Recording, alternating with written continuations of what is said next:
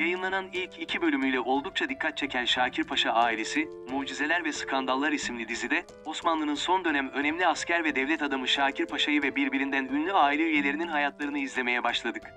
Biz de bu videomuzda Şakir Paşa'nın kızı Aliye Hanım'ın hayatını ve kıskançlık nedeniyle işlemiş olduğu yaralama davasının, tarihin tozlu raflarında kalmış gizemli hikayesini sizlerle buluşturalım.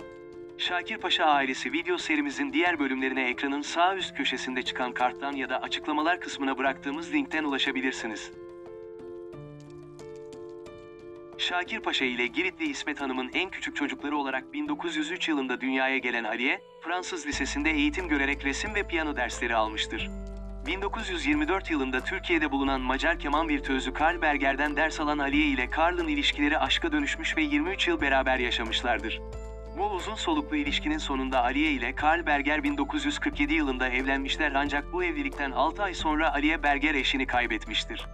Bu olaydan sonra yurt dışına giden Aliye Berger, heykel ve gravür alanında çalışmalar yapmış ve Türkiye'nin en önemli gravür sanatçılarından biri olmuştur. Sanatçı, 9 Ağustos 1974'te Büyükada'da hayata gözlerini yummuştur.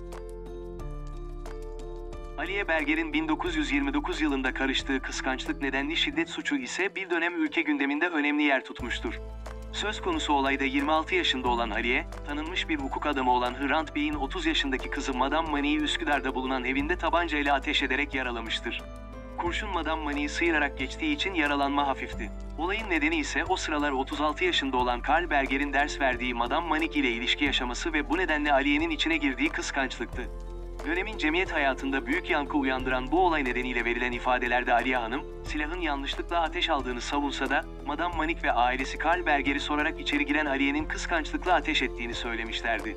Kefaletle serbest bırakılan Aliye Hanım, daha sonra mahkemede yargılanmış ve neticeden kendisine 35 gün hapis cezası verilmişse de Aliye'nin daha önce sabıkası olmaması nedeniyle söz konusu cezası ertelenmiştir.